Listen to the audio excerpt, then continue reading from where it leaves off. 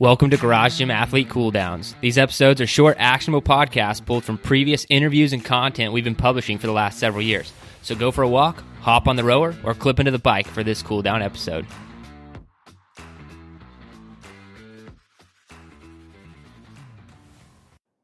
That's awesome. And so you say all fields of science into interpersonal neurobiology.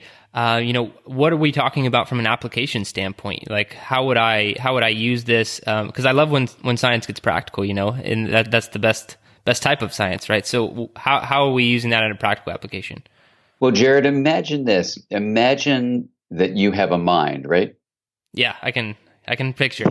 Okay, good. Now you're going to be surprised by this, but in this journey of interpersonal neurobiology that I've been on, none of the fields that deal with the mind actually say what the mind is.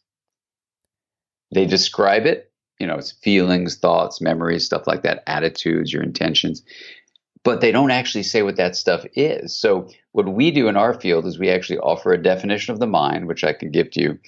And then from that definition comes incredibly practical applications. So one simple thing is to say that the mind is something that's actually not identical to the brain, but it includes the brain. It also includes our relationships with each other.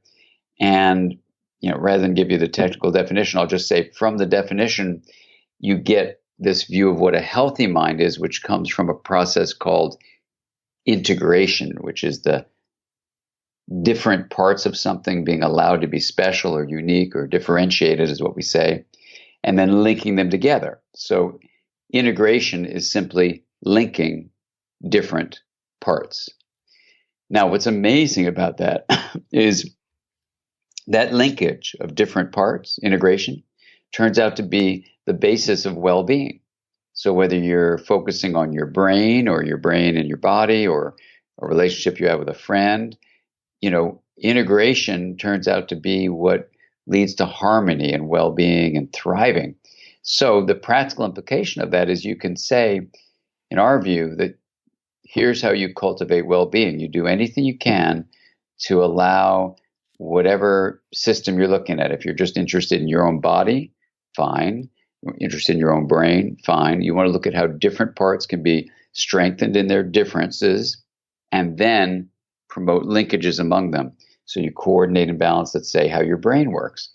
And research shows that with certain mind training practices, you can actually make a more integrated brain.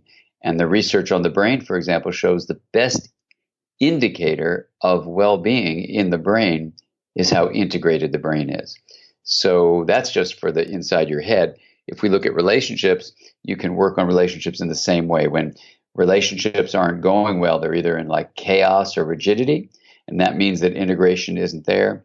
And the practical implication is you identify, where am I not respecting the difference between myself and my friend, let's say, and then how do I cultivate compassionate, respectful communication to link us once we've developed these respectful ways of honoring each other's differences.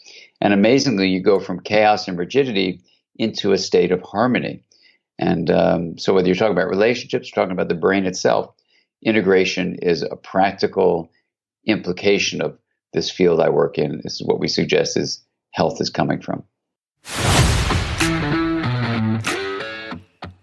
Thanks for listening to today's Cooldown. If for some ridiculous reason you are not subscribed to Garage Gym Athlete Programming, fix that problem right now. Go to garagegymathlete.com, sign up for a free trial, get started with us today.